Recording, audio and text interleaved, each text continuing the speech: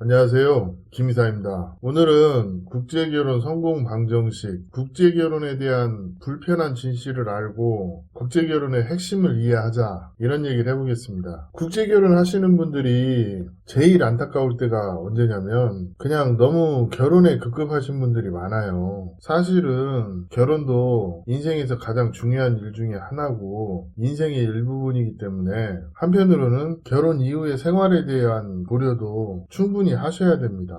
보통 보면 국제결혼을 하러 오시는 분들 그냥 몇 마디만 해봐도 안정적인 분인지 그렇지 않은지 알 수 있거든요. 근데 욕심이 눈을 가려서 인생을 망치시는 분들 보면 참 안타까워요. 그 대표적인 사례가 그 여자 외모 때문에 무리한 진행을 하다가 여자에게도 대접 못 받아 돈은 돈대로 써 결혼은 결혼대로 실패해 심적, 물질적 피해로 고생하시는 국제결혼 실패자들 보면 참 안타까워요. 이 결혼이라는 거는 아내와 가족이 되어서 조화를 이루면서 살아가야 하는 부분이 있기 때문에 한편으로는 진짜 나에게 어울리는 여자가 어떤 여자인지 이런 부분에 대한 첫 번째 고려를 하셔야 되고, 또 결혼이라는 게 내가 아이도 낳고 또 미래를 함께하는 그런 청사진도 있어야 하기 때문에 한편으로는 아내의 역할도 되게 중요합니다. 이게 아이도 낳고 또 아이도 키워야 되고 또 한편으로는 좀 멀리 보면 그래도 아이들에게 존경받는 부모가 돼야 하잖아요. 근데 한국 사회가 양극화가 심하다 보니 그런 부분에서도 다문화를 수용하는 게 인색한 면이 있어요. 그럼 베트남 아내들이 한국에서 잘 적응하는 방법은, 저는 첫 번째로 아내가 일을 하는 게 좀 늦어지더라도 한국 입국 후 적어도 1, 2년 동안이라도 한국어를 능숙하게 구사할 수 있도록 남편이 신경을 쓰고 그 환경을 조성해 줘야 합니다. 당장에는 외벌이 때문에 힘들지 몰라도 아내가 한국어에 많이 능숙해지고 한국에서 잘 정착하고 미래를 볼 수 있는 직업을 갖는다면 그게 한편으로는 든든한 지원군이 되는 것도 사실이거든요. 한국 남자들이 신경을 못 쓰는 부분이, 이 맞벌이는 어떻게 보면 세계적인 트렌드예요. 근데 나는 내 아내가 밖에 나가서 일하는 게 싫다. 그럼 투잡을 뛰든 쓰리잡을 뛰든 알아서 그 돈을 벌어와야 되는데, 이게 또 막상 현실은 아내 입장에서는 남편하고 시간을 많이 보내고 싶어하는 그런 부분도 있거든요. 베트남이 가족 간의 우애가 강하다 보니까 한편으로는 부부 사이에서도 자기에게 관심을 가져주기를 원하시는 여성이 대부분일 겁니다. 그러면 이 다문화 가정을 이루시는 분들이 진짜 고려해야 되는 게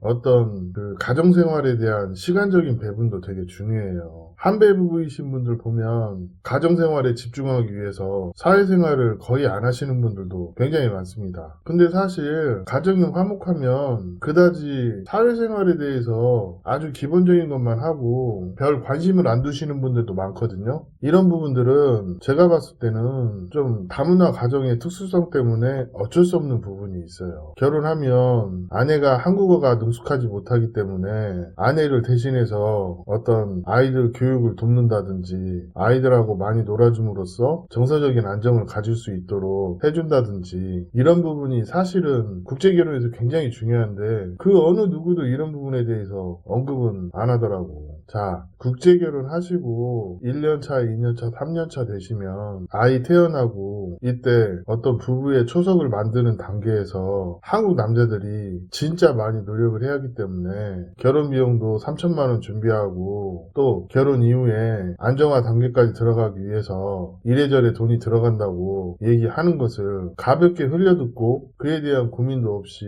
국제결혼에 대해서 준비가 다 됐다 생각하고 또 부모나 가족들의 조력이 얼마나 큰 도움이 되는지도 모르고 그냥 섣부르게 국제결혼 하려고 하시는 분들이 있는데, 결혼이라는 게 그렇게 단순한 게 아닙니다. 상당히 복합적이고 결혼할 때의 노력보다 결혼 생활을 유지하기 위해서 해야 하는 노력이 더 크고 그 책임, 희생, 인내 이런 것들이 어마어마합니다. 그럼 결혼하실 때 신부 외모에만 집착할 일이 아닙니다. 남자로서 욕정도 중요하지만 사실은 내 인생의 경영자로서 어떤 인생을 운영하는 마인드를 가지고 한편으로는 국제결혼을 이끌고 나가야 가장으로서 존중도 받고 또 나중에 화목한 가정을 이루고 아이들에게 존경도 받을 수 있는 겁니다. 그러려면 첫 번째가 진짜 진짜 여러 요소를 고려해서 내 안정적인 결혼을 이끌어줄 수 있는 그런 여자를 만나셔야 됩니다. 진짜 인생의 선배로서 해드리고 싶은 마지막 말이,